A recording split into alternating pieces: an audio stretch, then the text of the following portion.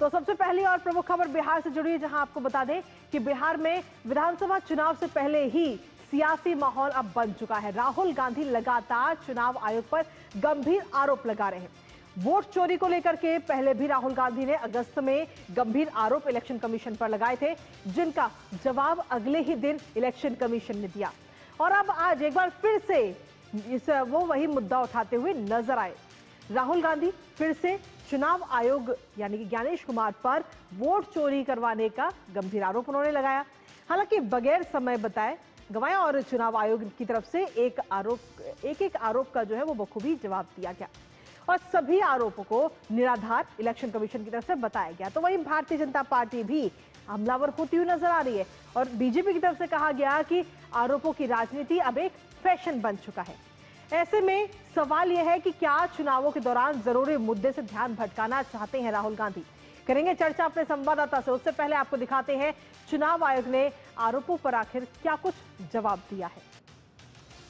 तो राहुल गांधी के जो तमाम दावे हैं वो निराधार हैं, ये बात इलेक्शन कमीशन की तरफ से कही कि जिसमें बताया गया कि राहुल गांधी ने जो तमाम आरोप लगाए हैं वो सभी निराधार है। इसके साथ ही चुनाव आयोग ने कहा है कि किसी भी वोट को ऑनलाइन नहीं हटाया जा सकता, कोई भी व्यक्ति किसी भी वोट को ऑनलाइन नहीं हटा सकता है और जो भी प्रभावित व्यक्ति है उसको सुनवाई का पूरा मौका दिया जाता है, अवसर दिया जाता है अपनी बात रखने का कि आखिर उसका वोट हटाया जाए या नहीं, और बगैर सुनवाई के किसी का भी वोट नहीं हटाया जा सकता। ये बात इलेक्शन कमीशन की तरफ से कही गई। इसके साथ ही इलेक्शन कमीशन ने कहा कि साल 2023 में आलन सीट पर मतदाता लाभ हटाने के लिए असफल प्रयास हुए थे, लेकिन उस वक्त भी चुनाव आयोग ने खुद ही इस पूरे मामले को ध्यान में रखते हुए एफआईआर दर्ज कराई थी। तो कहीं ना कहीं चुनाव आयोग की तरफ से ये तमाम जो आरोप चुनाव आयोग के ऊपर लगाए गए उन तमाम आरोप का जवाब देते हुए चुनाव आयोग नजर आए। लेकिन इसके साथ ही भारतीय जनता पार्टी भी इस वक्त हमलावर होती हुई नजर आ रही राहुल गांधी पर, जिसमें भारतीय जनता पार्टी के नेता अनुराग ठाकुर ने कांग्रेस नेता राहुल गांधी द्वारा चुनाव आयोग पर सवाल उठाने को लेकर के निशाना साधा। उन्होंने कहा कि राहुल गांधी तथ्यहीन आरोप लगाते हैं और बाद में कोर्ट से माफी भी मांगते हैं। साथ ही उन्होंने कहा कि चुनाव आयोग निष्पक्षता के साथ कार्य कर रहा है। आपको सुनाते हैं। चुनाव दर चुनाव हार और जनता से नकार दिए जाने वाले एक नेता, जिनके नेतृत्व में लगभग 90 चुनाव कांग्रेस पार्टी हारी, उनकी हताशा निराशा दिन पर दिन बढ़ती जा रही है और आरोपों की राजनीति को इन्होंने अपना आभूषण बना लिया है। जब इन्हीं के लगाए गए आरोपों को ऑथेंटिकेट करने के लिए कहा जाता है तो पीठ दिखाकर भाग जाते हैं, शपथ पत्र देने के लिए कहा जाता है तो मुकर जाते हैं। गलत और निराधार आरोप लगाना राहुल गांधी जी की आदत बन गई है। गलत निराधार आरोप बार बार संवैधानिक संस्थाओं पर लगाना, गलत निराधार आरोप बार बार इलेक्शन कमीशन ऑफ इंडिया पर लगाना, कभी ईवीएम पर प्रश्न चिन्ह खड़े करने, कभी वीवीपैट पर करना, कभी चुनावों के नतीजों पर करना और कभी टूल किट के सहारे भारत के लोकतंत्र पर, संवैधानिक संस्थाओं पर प्रश्न चिन्ह खड़ा करना, क्या यह आदत सी बन गई है? क्या चाहती है कांग्रेस पार्टी?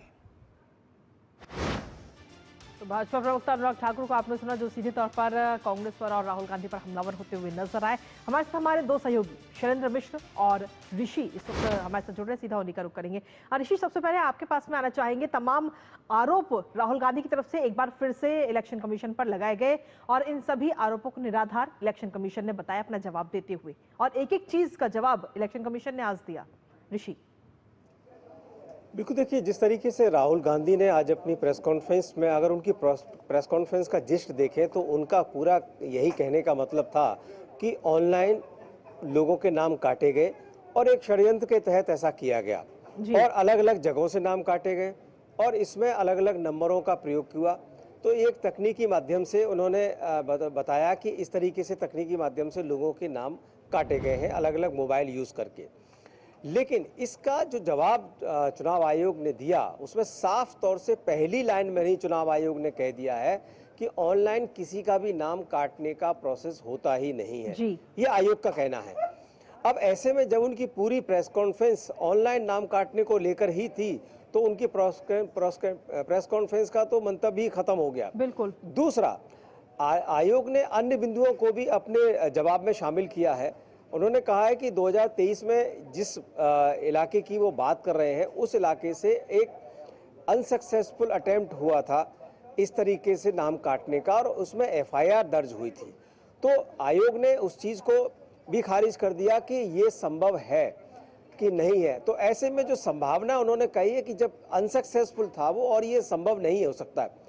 दूसरी बात ये है कि जिन इलाकों की बात कर रहे हैं, जिस जगह की बात कर रहे हैं, वो उन इलाकों में अलग अलग पार्टियों ने जीत दर्ज की है। आयोग ने अपने अंतिम बिंदु में इस बात को रेखांकित किया है कि एक बार वहां पर बीजेपी तो एक बार वहां पर कांग्रेस पिछले चुनावों में जीत चुकी है। तो ऐसे में जब कोई भी व्यक्ति अलग अलग पार्टियों से चुनाव लड़ रहे हैं और जीत रहे हैं, तो यानी कि सामान्य प्रक्रिया है। बिल्कुल। और इसमें अब किसी भी तरीके का कोई गुंजाइश नहीं बचती है, क्योंकि आयोग ने साफ कह दिया है कि ऑनलाइन नाम नहीं काटे जा सकते। इसके लिए नाम काटने का जो पूरा का पूरा जो प्रोसीजर है, जिसमें कि जिस व्यक्ति का नाम काटा जाना है उसको कारण बताया जाता है। सबसे पहले उसे बताया जाता है कि आपके नाम काटने को लेकर आपकी क्या आपत्ति है। तो बहुत सारी चीज़ें होती है, प्रोसेस होता है, उसके बाद नाम कटता है। लेकिन ऑनलाइन इस तरीके से नाम काट देना जो उन्होंने बताया वो बहुत सरप्राइजिंग था, और उसको आयोग ने खारिज कर दिया। जी चलिए ऋषि, आपके पास वापस आएंगे। शैलेंद्र मिश्र इस वक्त हमारे साथ लगातार बने हुए। शैलेंद्र, देखिए, जब से एसआईआर की प्रक्रिया बिहार के अंदर शुरू हुई है, तभी से लगातार राहुल गांधी इस मुद्दे को भुनाने की कोशिश करें, लेकिन कहीं ना कहीं ये जरूर नजर आता है कि इस तरीके के मुद्दे उठा करके वो जरूरी मुद्दों से ध्यान भटकाना चाह रहे हैं। देखिए, जब से एसआईआर की प्रक्रिया शुरू हुई बिहार में, और उसके बाद से राहुल गांधी जो आरोप लगा रहे हैं, चुनाव आयोग की तरफ से ये बहुत स्पष्ट तौर पर कहा गया था कि शपथ पत्र देना चाहिए इस तरह के अगर वो आरोप लगा रहे हैं। और हमने देखा कि राहुल गांधी ने इस तरह का कोई काम शपथ पत्र देने का नहीं किया।